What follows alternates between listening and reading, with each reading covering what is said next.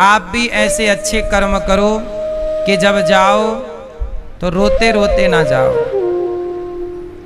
जब जाओ तो हंसते हंसते जाओ।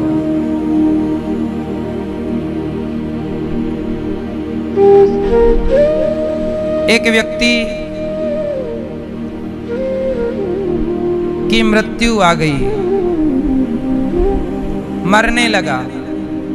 यमदूत आए, साथ में यमराज जी आए। यमराज जी से हाथ जोड़कर बोला कि महाराज थोड़ा सा समय दे दीजिए, हम आपसे प्रार्थना करते हैं, हमें इतने जल्दी ना मारिए, हमें थोड़ा सा वक्त दीजिए। यमराज बोले कि तुम 60 साल के हो गए, तुम्हें 60 साल का वक्त दिया तो था। बोला नहीं नहीं, 60 साल मिले तो थे, बात सही है, पर हम उसका उपयोग नहीं कर पाए, जी नहीं पाए जिंदगी को। एक बार थोड़ा सा महाराज कृपा करो, अवसर थोड़ा सा दीजिए। यमराज जी बोले ठीक है, कितना समय चाहिए? बोले बस 1 दिन का जीवन दे दीजिए, सिर्फ 1 दिन। यमराज जी बोले वैसे तो मेरे कानून में 1 दिन दे नहीं सकता, पर तेरी प्रार्थना है तो चल मैं तुझे 1 दिन का जीवन दे रहा हूं। ठीक है, 12 घंटे बाद फिर मैं आऊंगा और 12 घंटे बाद तुझे लेकर के चलूंगा। अब तेरे पास सिर्फ 12 घंटे हैं। कह करके यमराज जी चले गए और वो आदमी उठकर बैठ गया।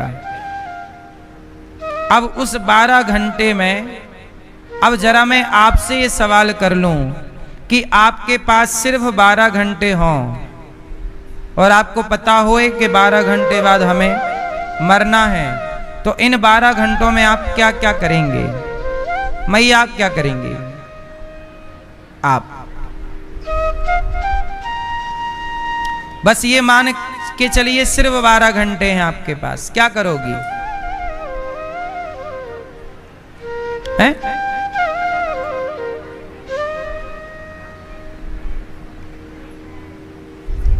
हाँ, परिवार की सेवा करोगी, 12 घंटे में सेवा करोगी, क्या सेवा कर पाओगी? आप क्या करेंगे मैया 12 घंटे? यदि आपके पास सिर्फ 12 घंटे हों जीवन के, तो क्या करोगी आप आखिरी 12 घंटों में?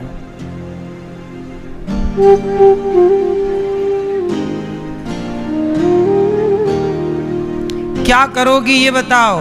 इतना बस नहीं, टाइम आखिरी के 12 घंटा है।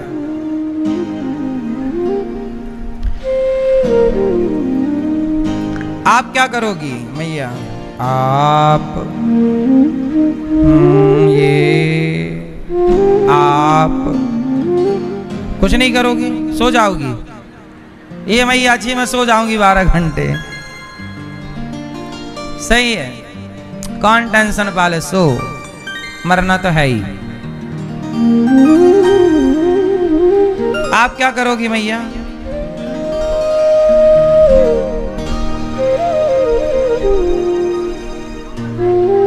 लाल मैया आप क्या करोगी यदि आपके पास सिर्फ 12 घंटे हों तो? क्या करोगे मेरी माँ? हैं? सब दान कर दोगी। भैया क्या करेंगे आप? हैं? हरि का नाम जपेंगे। आप भैया सुनो, अब हम बताएं क्या क्या करना है आपको। जब आपके जीवन का आखिरी समय आ जाए, और मैं आपको ये बात इसलिए कह रहा हूं कि पता नहीं कौन सा समय हम सबका आखिरी है, इसलिए हर वक्त को आखिरी ही समझो। और आखिरी समझकर क्या करेंगे जब आपके पास सिर्फ 12 घंटे रह जाएंगे? तो सबसे पहले जब आपको पता लग जाए कि आपका अब समय आखिरी है, तो सबसे पहले सबको आप सॉरी कहिए। क्या कहिए? सॉरी, क्षमा कीजिए। क्यों? क्योंकि ना जाने कितने लोगों का हमने दिल दुखाया है, जाने अनजाने में। एक बार सॉरी कहिए सबको, देखो बहन, देखो भाई, सबसे कहिए हमने आपका यदि दिल दुखाया है, क्षमा कर दीजिए, माफ कर दीजिए। रात को सोने से पहले ना सबसे एक बार सॉरी जरूर कहना चाहिए। पता नहीं सॉरी कहने के लिए आप रहे ना रहे।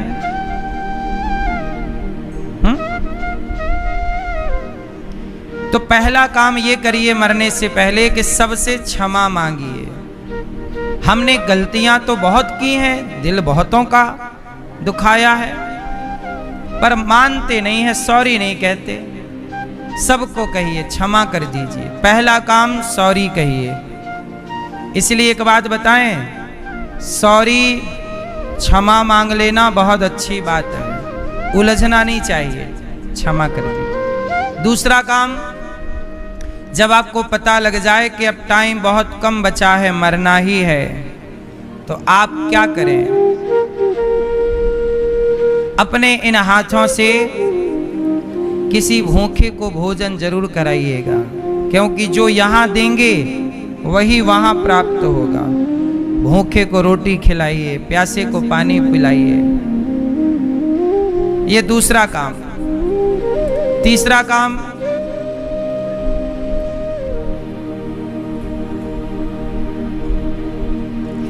जब आप अपनी माँ, अपनी पत्नी, अपने पति,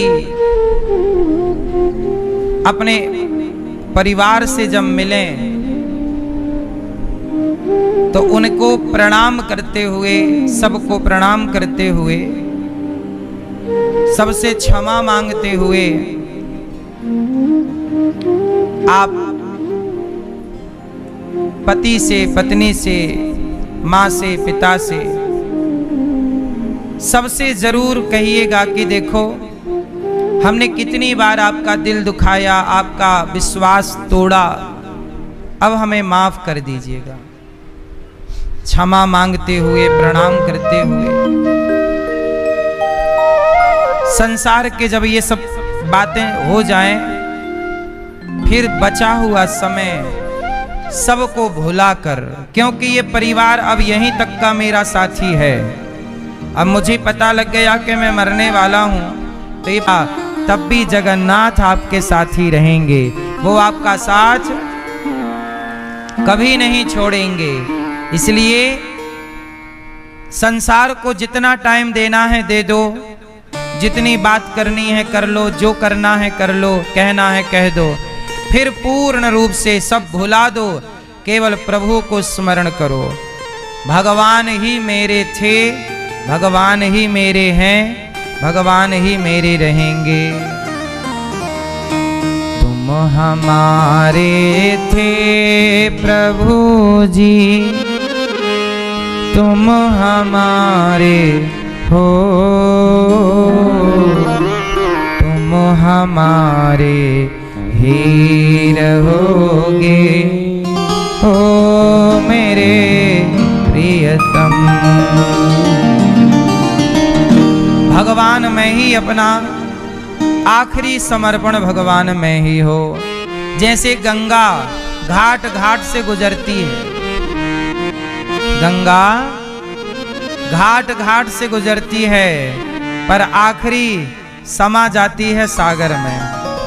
बोलो हाँ। ऐसे संसार के व्यक्ति से मिलो, घाट घाट से गुजरो, पर ये घाट तो छूटते चलेंगे। ये परिवार, ये रिश्तेदार, ये घाट है, समाना सबको उसी परमात्मा के सागर में है, सबको उसी के चरणों में। इसलिए क्यों बाद के लिए छोड़ें, आज ही कर लें। अब कुछ लोग मर जाते हैं और नरक जाते हैं। यमदूत बोले चलो नरक में तुम्हें कष्ट देंगे, तो एक आदमी बोला यमराज जी काहे कष्ट दोगे?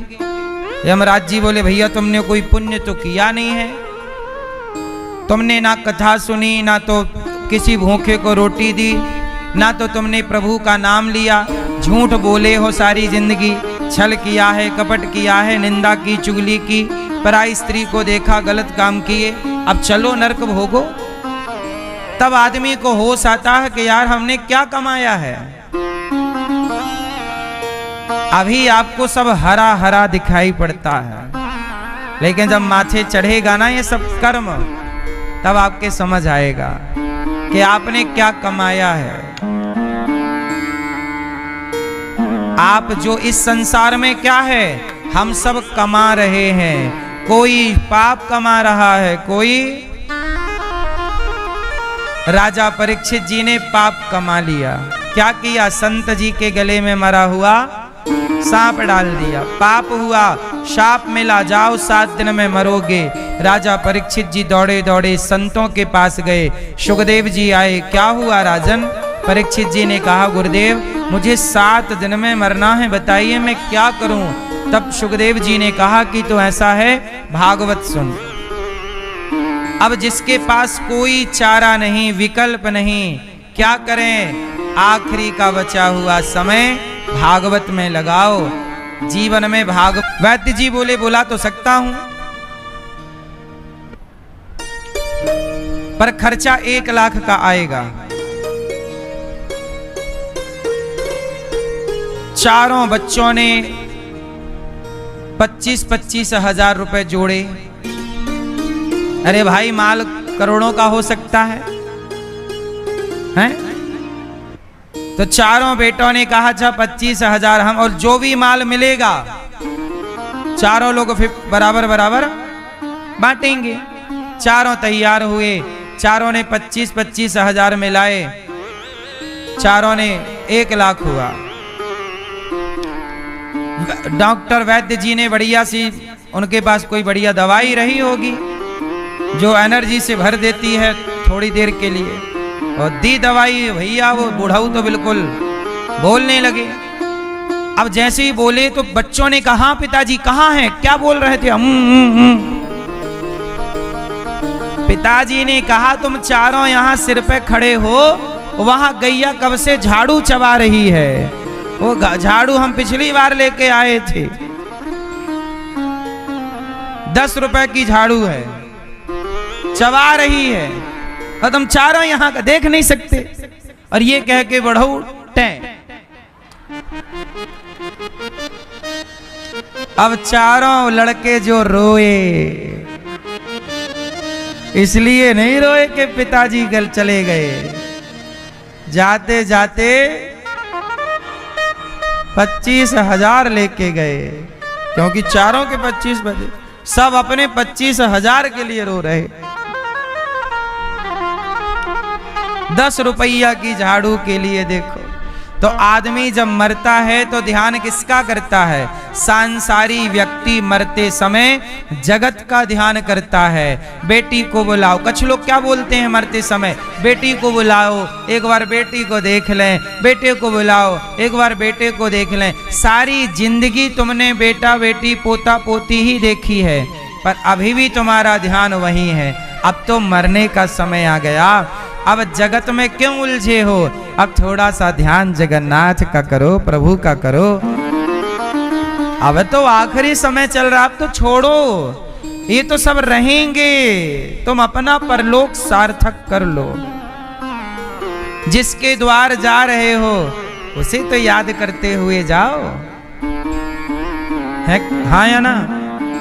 फिर जब विदुर जी महाराज को दुर्योधन ने घर से निकाला, विदुर जी कुटिया बना के घास की रहने लगे, तब जानते हो विदुर जी के घर कौन आया था? जगत के पालनहार भगवान किसके घर आए? विदुर जी के घर आए। और जब विदुर जी के घर आए तब विदुरानी ने भगवान को क्या खिलाया था, पता है ना आपको? क्या खिलाया था? भगवान विदुर जी के घर आए तो विदुर जी की पत्नी विदुरानी को पता लगा कि भगवान मेरे घर आ रहे हैं। बहुत गरीब हैं वो, घास की कुटिया है, जंगल में रहते हैं, साग सब्जी भी बहुत अच्छी वाली नहीं है, जंगल की साग है, भतुआ तोड़ कर ले आई, पानी पे पका करके उबाल करके खा लिया। भगवान पहुंच गए, काकी जी भूख लगी है। काकी जी बोली, आज मेरे द्वार भगवान आए, आज हरि आए विदुर घर पाहुना। आज भगवान आए पहुना बनकर, मेहमान बनकर। विदुरानी ने जल्दी से भगवान को बिठाया, कहा काकी जी भूख लगी है, कुछ है? साग ले आई भतुए की और भगवान को परोस दिया। भगवान साग खा रहे हैं। कहते हैं खाते हुए, वाह काकी जी बड़ा स्वाद है तुम्हारी साग में। काकी जी ने कहा कि प्रभु आप तो 56 भोग खाने वाले हो, इस साग में क्या स्वाद है? इसमें तो नमक भी नहीं है, इसमें तो कोई मसाला भी नहीं है। भगवान ने कहा मुझे नमक का स्वाद नहीं आता, मुझे मसाले का स्वाद नहीं आता, मुझे तो भक्त के प्रेम का स्वाद आता है उसके भोजन में। जो आपका भोजन में प्रेम है ना मेरी माँ मेरे लिए, वो प्रेम मुझे अच्छा लगता है और भक्त के प्रेम को मैं ग्रहण करता हूँ, मैं स्वाद को ग्रहण नहीं करता। हम लोग स्वाद के भूखे होते हैं, पर भगवान किसके भूखे होते हैं? हाँ, भगवान ये नहीं देखते कि इस भोजन में स्वाद कितना है, ये देखते हैं खिलाने वाले के हृदय में प्रेम कितना। इसलिए भगवान को भोग लगाइए पर प्रेम से समर्पण कीजिए। भगवान पूरी साग खा गए। कहा काकी जी अभी पेट भरा नहीं है। अच्छा अभी आप बैठो, मैं गई बगीचे से केला तोड़ कर ले आई और केला छील करके और फल को फेंक रही हैं। विदुरानी बेचारी भाव में विभोर हो गई। भगवान को देखने में सब भूल गई कि क्या फेंकना है और क्या देना है। तो छिलका तो भगवान को दे रही हैं और जो उसका गूदा है मतलब केले का फल है वो छिलका समझकर फेंक रही हैं। और भगवान छिलका लिए हैं और भगवान भी विदुरानी को प्रेम से देख रहे हैं। काकी आपने प्रेम से मुझे जो दिया वो खाऊंगा। छिलका खाने लग गए। तब तक विदुर जी आ गए 56 प्रकार का व्यंजन लेकर बाजार से। कहा देवी ये परोसो। तब तक भगवान जी को देखा तो भगवान छिलका खा रहे। भगवान से कहा प्रभु ये क्या खा रहे हैं आप, छिलका? भगवान बोले मेरा भक्त जो देगा वही तो खाऊंगा। विदुर जी ने डांटा पत्नी को, विदुरानी को, क्या किया? भगवान को छिलका खिला दिया। अब विदुरानी जी को होश आया, चरणों में गिर पड़ी, प्रभु क्षमा करना, अरे मैं तो फल फेंकती गई, छिलका आपको देती गई, आपने क्यों नहीं बताया कि ये छिलका है? भगवान बोले ना काकी जी मुझे अच्छा लगा आपका प्रेम। विदुर जी बोले चलो मैं लाया हूं 56 भोग, ये खिलाओ। थाली पर सजाया, नाना प्रकार के मेवा मिष्ठान भगवान को दिए। भगवान ने खाते हुए कहा काका जी, विदुर जी जो स्वाद मुझे इन छिलकों में आया वो आपके 56 भोग में नहीं है। ये प्रेम का छिलका है। भगवान सब कुछ, भक्त का प्रेम है तो भाव से भगवान सब कुछ ग्रहण करते हैं। क्या ग्रहण करते हैं? सब कुछ।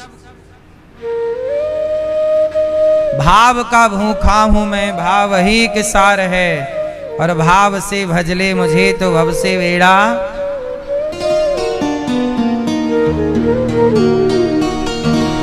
एक कसाई था, कसाई, नाम था सदन। क्या नाम था? सदन कसाई। वो कसाई खानदान में पैदा हुआ इसलिए कसाई है, मतलब नाम के आगे कसाई लगा है, जबकि वो बहुत बड़े भक्त हैं। पर कसाई खानदान में पैदा हुआ।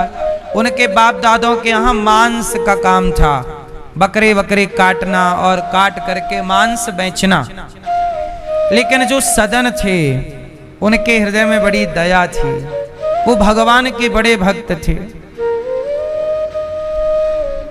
एक दिन क्या हुआ, सदन जी गए गंगा नहाने, तो गंगा जी जैसे ही नहाकर बाहर निकले तो एक काला सा सुंदर सा पत्थर नजर आया। वो शालिग्राम जी थे, पर वो जानता नहीं था सदन के ये भगवान है, शालिग्राम जी हैं। उसे लगा पत्थर बढ़िया है तो ऐसा है कि मेरा बांट का काम करेगा। बांट मतलब किलो, कि तराजू में एक तरफ ये 1 किलो का होगा तो इसे रख दूंगा, फिर इसके वजन का मांस तौल तौल के दिया करूंगा। अच्छा, वो मांस मारता नहीं था, मतलब किसी जीव को नहीं मारता, पर मांस खरीद के ले आता और बेचता। चूंकि पैतृक काम था, कसाई खानदान से था। अब वो तराजू में एक पलड़े पे भगवान शालिग्राम जी को रखा और दूसरे पलड़े पे मांस रखा, तौला और देता मांस। अब शालिग्राम भगवान तराजू में झूला झूले। अब भगवान बड़े प्रेम से सदन के हृदय में प्रकट होने लग गए और सदन दिन रात भगवान का चिंतन करने लग गया। एक दिन सदन के मन में विचार आया कि मैं जगन्नाथ जी जाऊं और भगवान जगन्नाथ जी का दर्शन करूं। अब जगन्नाथ जी का दर्शन करने के लिए सदन भगवान शालिग्राम जी को हृदय से लगाए और सदन जी जंगल जंगल रास्ते रास्ते चले। अब जैसे ही वो चले, अपने गांव से कुछ दूर पहुंचे, 2-4 गांव आगे शाम हुई तो शाम में रात्रि को तो रास्ता तय होगा नहीं, कहीं तो विश्राम करना पड़ेगा। तो सदन कसाई एक गांव में सड़क के किनारे एक घर था, वहीं पर एक कुआं था, वहीं एक पेड़ था। तो सदन बोले कि यहाँ सही है, कुआं भी है, पानी भी मिल जाएगा, पेड़ है, छांव भी है और घर भी है, भिक्षा मांग के कुछ खा लेंगे, भोग लगा लेंगे। तो सदन उस घर में जो बगल में था, घर में गए, कुछ भिक्षा मांगी। तो वहां एक सुंदर सी एक स्त्री रहा करती थी। अच्छा, उसका पति था, वो सुंदर सी कन्या जवान थी महिला, और उसका पति भी था। और सदन जैसे ही उसके द्वार पे कुछ मांगने गए तो महिला सदन को देख कर ना मोहित हो गई। वाह, कितना सुंदर है ये आदमी। अब सदन को उसने खूब बढ़िया दिया खाना पीना। सदन खाना पीना अपना लिए, भोग लगाए, खाए और वहीं जमीन पे कुछ बिछाकर पेड़ के नीचे लेट गए। रात को काटना है रात। तभी आधी रात को वो सुंदर सी स्त्री आई और सदन से बोली कि सुनो, चलो हमें लेकर भाग चलो, हम तुम्हारे संग भाग चलना चाहती हैं, तुम हमारे पति बन जाओ, तुम बहुत सुंदर हो, हमारा पति अच्छा नहीं है, हम तुम्हारे संग चलेंगे। सदन बोले, देवी मैं जगन्नाथ जी जा रहा हूँ भगवान का दर्शन करने, मेरी भी पत्नी है, घर पर है, मैं भगवान के चिंतन में निकला हूँ, मुझे तो आप मुझे बहन के रूप में दिखाई पड़ रही हो, आप मेरी बहन हो, नारी हो, माँ हो, मैं आपको गलत दृष्टि से नहीं देख सकता। कन्या बोली, नहीं नहीं, आपको मुझे भगा के चलना ही होगा। सदन ने मना किया, नहीं नहीं, मैं नहीं ले चलता तुम्हें। वो कन्या बोली, अच्छा तुम मेरे पति से डर रहे हो? वो तलवार लेकर गई और अपने सोते हुए पति का सर काट दिया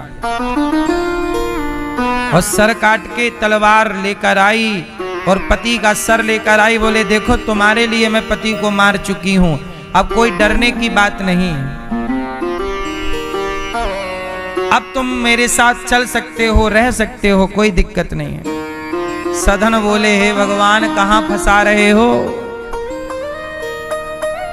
आपकी यात्रा में निकले हैं, आपके दर्शन में, कहां ये चक्कर में फंसा रहे हो? अब वो लड़की, वो महिला पीछे पड़ गई, नहीं शादी करो। अब सवेरे के 4 बज गए, चिड़िया चै चै चै चै करने लग गई।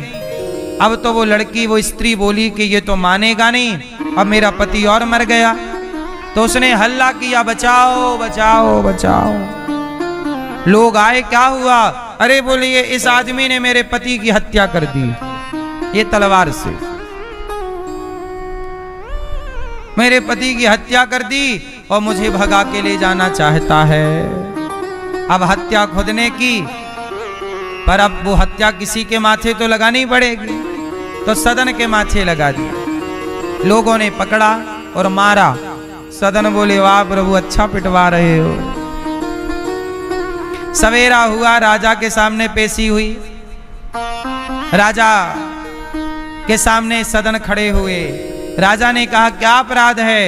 वो महिला बोली, महाराज इसने मेरे पति को मार दिया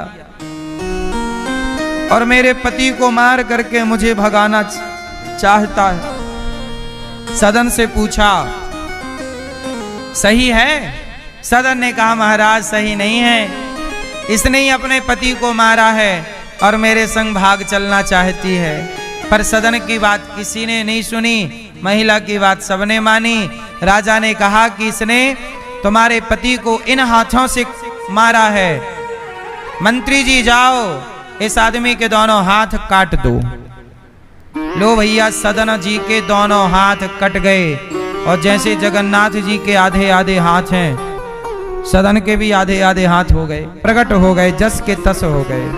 हाथ लौटा दिए भगवान ने, हाथ उनके सही हो गए, चरणों में गिर पड़े। सदन ने कहा कि प्रभु जब हाथ वापस करने ही थे आपको तो कटवाए क्यों? अब इसका उत्तर सुनो। भगवान ने कहा, सदन ये तुम्हारे जो हाथ कटे हैं, जो तुम्हें सजा मिली है, ये तुम्हारे पिछले जन्म के कर्म के कारण मिली है। अच्छा, कई बार आप कहते हो ना कि हमने तो किसी का कुछ नहीं बिगाड़ा, हम तो नाम जपते हैं, पुण्य करते हैं, पर हमारे साथ बुरा होता है। आज ना तुम नाम जप रहे हो, आज ना तुम सही रास्ते पर हो, पिछले जन्म में जो किया है आपने वो कौन भोगेगा? वो पिछला भी तो संग है। और आप कहते हो कि हमारा पड़ोसी बड़ा पापी है, वो आज ना पापी है, आज पापी है तो कल भोगेगा, पर जो पहले पुण्य कर चुका होगा किसी जन्म में, उसका फल आज पा रहा है। यही है पाप पुण्य का क्रम। तब कहा कि सदन कसाई से कि सुनो, ये तुम्हारे जो हाथ कटे ये पिछले जन्म का हिसाब है। और हिसाब किससे था? उस लड़की से जिसके कारण तुम्हारे हाथ कटे, वो स्त्री, और वो जिसने अपने पति को काट दिया गला। ये सब पिछले जन्म का कनेक्शन है। सदन बोले, प्रभु मैं तो जानता नहीं हूं, आप बताओ क्या कनेक्शन है। तब कहा कि सुनो, पिछले जन्म में तुम बहुत बड़े संत थे, जंगल में बैठे तपस्या कर रहे थे कि तुम्हारे सामने से एक गाय गुजरी और गाय आगे चली गई। तब पीछे कसाई आया और कसाई ने तुमसे पूछा कि महाराज, बाबा जी, क्या आपने हमारी गाय देखी है, किस तरफ गई है? तो आपने उस कसाई को गाय का पता बताते हुए अपने हाथ उठा के कहे थे इस तरफ गई है। उसने भी उस व्यक्ति का गला काट दिया और तुमने हाथ उठाए थे पता बताने के लिए, तो तुम्हारे भी हाथ काट लिए गए, क्योंकि तुम्हारे कारण गौ हत्या हुई थी। तो ये पिछले जन्म का पाप, परंतु तुमने पुण्य किया था, तुमने मेरा स्मरण किया अर्थात भगवान का, तो तुम्हारे पाप को हमने काट दिया, तुम्हें दंड तो मिला, पर तुम्हारे पुण्य से तुम्हारे हाथ तुम्हें वापस हो गए। इसलिए कहता हूं, समय कितना भी बुरा आए पर भगवान का चिंतन नहीं छोड़ना चाहिए। आप लोग होते तो क्या कहते, अरे हमने तो प्रभु तुम्हारा इतना भजन किया, इतना प्रेम किया, तुमने तो हमारे हाथ कटवा लिए। आप बोलते अब नहीं जाते हम भगवान के दर्शन, अब नहीं करते पूजा वूजा। आप लोग ना जल्दी से हार मान लेते हैं, आप लोग जल्दी हिम्मत हार जाते हैं। भगवान की परीक्षा थोड़ा कठिन तो है। नीट के एग्जाम सरल है कठिन है? नीट के है? सरल है। फिर जब सामान्य सी डिग्रियां, सामान्य सी उपलब्धियां इतनी कठिन होती हैं, तो जब जगत के पालनहार आपको मिलेंगे तो सरलता से थोड़ा तो आपको देखा जाएगा कच्चे कितने हो, पक्के कितने हो। इसलिए कितना भी दुख आए, कितना भी जीवन में कष्ट आए, पर भगवान का आश्रय ना छोड़िए, सहारा ना छोड़िए, सदा भगवान के ही सहारे रहिए। विदुर जी और विदुरानी जी पर भगवान ने कृपा की और सदन कसाई को भगवान ने अपना परम धाम प्रदान किया। कहने का अर्थ ये है कि भगवान ये नहीं देखते कि तुम्हारी अमीरी गरीबी क्या है, जात क्या है, भगवान भाव देखते हैं। वो भाव से भगवान की सेवा करता तो मांस बेचने वाले कसाई को भी भगवान मिल गए। अच्छा, वो तो साधु था ना पिछले जन्म में, कसाई पिछले जन्म में कौन थे? साधु। पर कसाई का साथ दिया इसलिए उन्हें इस जन्म में कसाई बनना पड़ा। क्योंकि संत थे तो कसाई होकर भी उनके अंदर भक्ति के संस्कार थे। इसलिए कहता हूं गलत व्यक्ति का साथ मत दीजिएगा। कर्ण बहुत श्रेष्ठ हैं, कर्ण बहुत बड़े दानी हैं, पर कर्ण ने दुर्योधन का साथ दिया इसलिए उन्हें महान नहीं कहा जाता, जबकि वो बहुत श्रेष्ठ हैं, दानवीर हैं। पर वो अपनी उस महानता से हाथ धो बैठे। क्यों? साथ किसका दिया? मैया किसका साथ दिया? जोर से। इसलिए कहता हूं आप कितने भी विद्वान हो, कितने भी महान हो, पर गलत के साथ खड़े हो जाएंगे तो आप भी गलत कहलाएंगे। कैसे? जैसे एक गिलास दूध में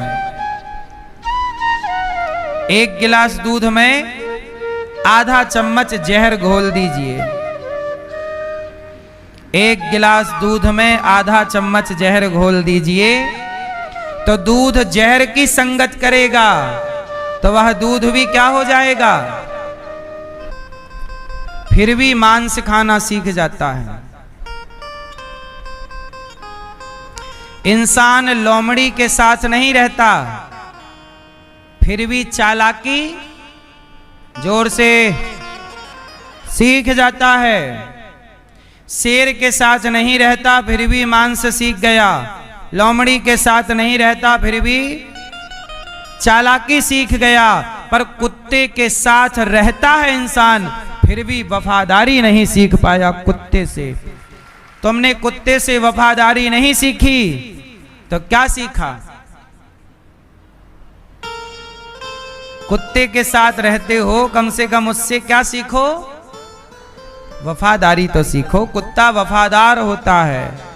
तो जब आप किसी के साथ बेईमानी करके मरते हो तो बेईमानी का उल्टा क्या हुआ? बेईमानी वफादारी।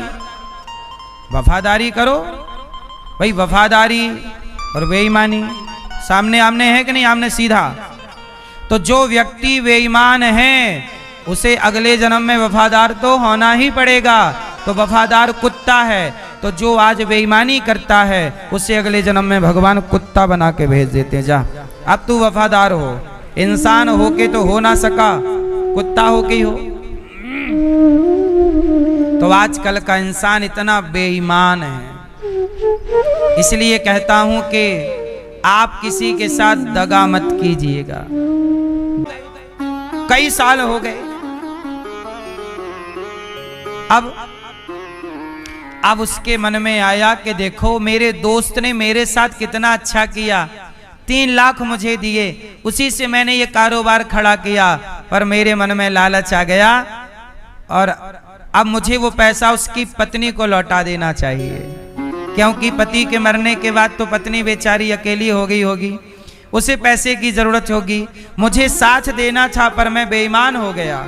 मरे हुए दोस्त के आगे बेईमान। ईश्वर पूछेंगे तो क्या जवाब दूंगा? अब उसने पूरा हिसाब लगाया कि 3 लाख का ब्याज इतने साल का कितना हुआ, तो ब्याज सहित उसने जोड़ा तो 13 लाख रुपए हुए।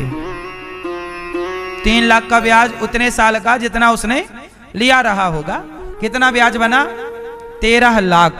उसने 13 लाख रुपए निकाले और मरे हुए दोस्त की पत्नी के पास गया और चरणों में गिर के बोला, भाभी जी सॉरी, आपके पति की जब मृत्यु हुई उसके एक दिन पहले उन्होंने मुझे 3 लाख रुपए दिए थे और मेरी नियत में बेईमानी आ गई।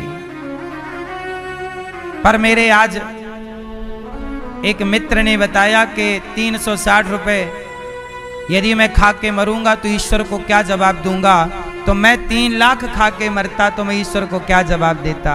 इसलिए भाभी जी ये पैसे ब्याज सहित 13 लाख रुपए हुए हैं, आप स्वीकार करिए।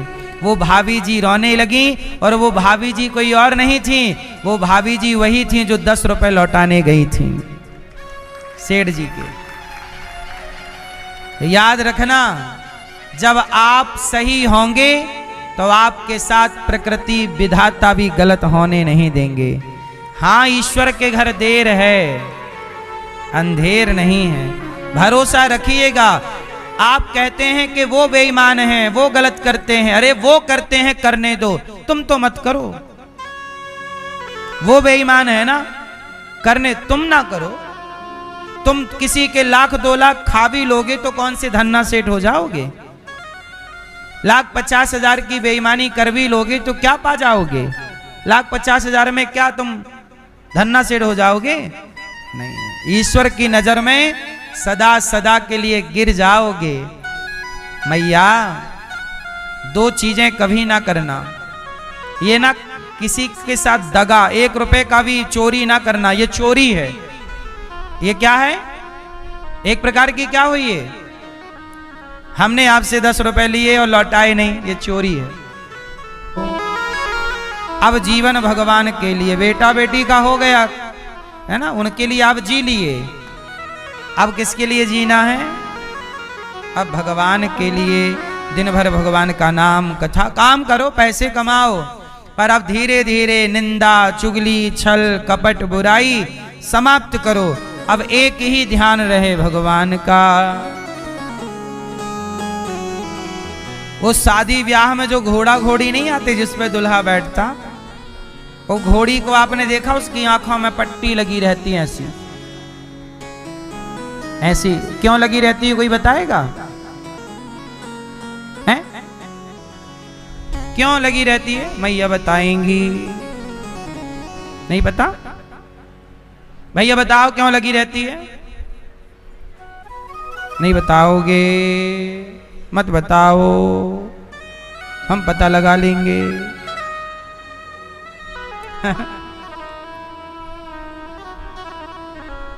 मैया पता लगाने चली, ये मैया जी बोली मैं अब भी आती हूँ पता लगा के, घोड़ी के काहे पट्टी लगी है आंखों में, जा पता लगा के आ मेरी माँ। ये हमारी मैया प्रैक्टिकल है पूरी, अब भी आती हूँ मैं।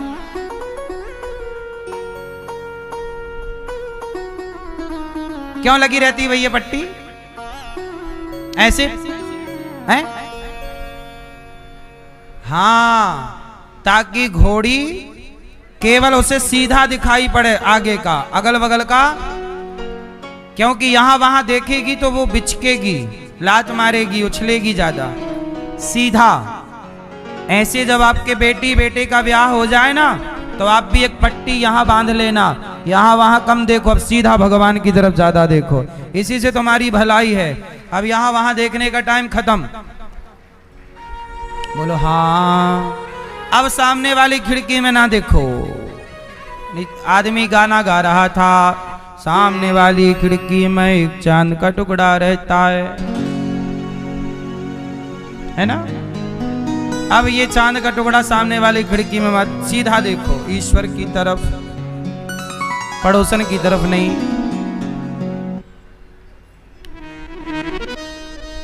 सीधा भगवान का चिंतन, भगवान। अब तीर्थ थोड़ा सारे तीर्थ कर लो, दोनों पति पत्नी जाओ धामों का वास करो कुछ दिन।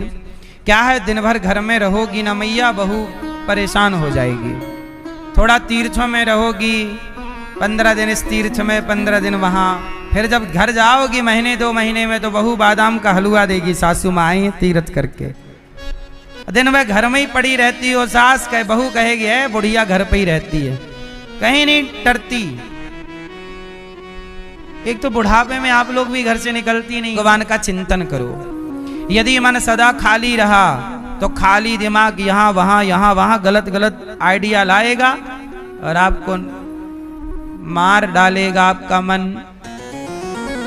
इसलिए मैया जो समय बच जाए ना, निंदा चुगली में मन ना लगाया करो, कथा सुनो, भगवान का नाम जपो, अपने लिए बेहतर प्लानिंग कर लो, अपने लिए कुछ अच्छी बिजनेस व्यापार, कुछ अच्छे आइडिया ले आओ, कुछ आप अपना ग्रोथ कर लो, अपने लिए कुछ सोच लो, है ना। मन बड़ा चंचल है, पूरा खेल इस मन का है मैया। यदि मन आपका सही है तो आप सही हैं। अच्छा, मन को सही कैसे करें? मन को सही करने के लिए रोज सत्संग करना चाहिए। थोड़ा सा मन भगवान की कथा में लगाओ, अपने आप मन सही रहेगा। मन को भटकने ना दो, यहां वहां जो भटकाव है कम करो। कैसे कम होगा? मन को धीरे धीरे मन कथा में लगाओ, सत्संग में लगाओ।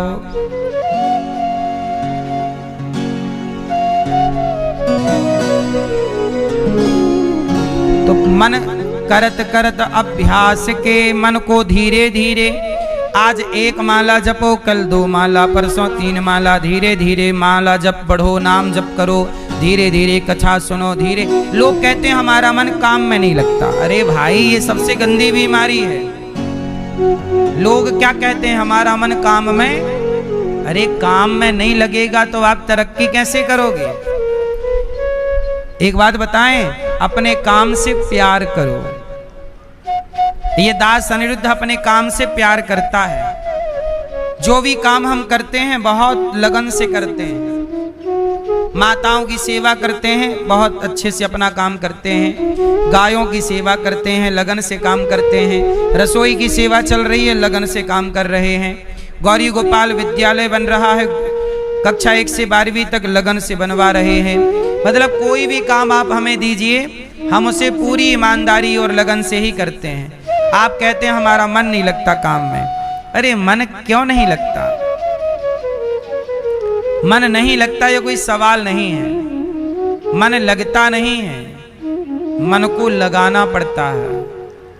बोलो हाँ। मन लगता नहीं है, मन तो, यदि आपका मन नहीं लगता काम में, तो जिस काम को आप सीरियस ले ही नहीं रहे हैं, वो काम आपको सफल ना बनाएगा। इसलिए अपने काम को बहुत अच्छे से करो, मस्ती से करो, हंसते मुस्कुराते करो। तो इतने से मुंह में ब्रह्मांड भी दिखा सकते हैं और 1 उंगली से पहाड़ भी। फिर अब आप कहो कि पहाड़ भगवान कैसे उठा सकते? अरे भगवान संसार उठाए हैं, वही ना उठा सकते हैं। जो पहाड़ उठा सके वही ना भगवान। हम लोग तो 50 किलो का पत्थर नहीं उठा सकते।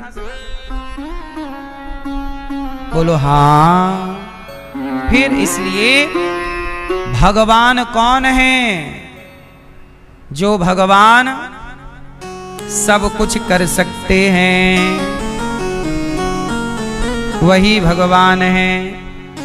राम जी बोले कि मैं लीला कर रहा हूं। माता सती समझ गई कि मैं समझ नहीं पाई। अब माता सती चली गई। अच्छा मुझे एक बात बताओ, राम मनुष्य हैं कि भगवान हैं? मैया क्या बोलती तू? राम जी कौन है? हैं? भगवान है। अब मनुष्य है कि भगवान है? क्या है बेटा? मनुष्य हैं। मनुष्य के रूप में हैं। जैसे हनुमान जी, क्या उत्तर दीजिए, क्या हनुमान जी बंदर हैं? आंसर जोर से। हनुमान जी बंदर के रूप में हैं पर बंदर नहीं हैं। गंगा मैया नदी के रूप में हैं पर नदी नहीं है। बोलो हाँ। उसी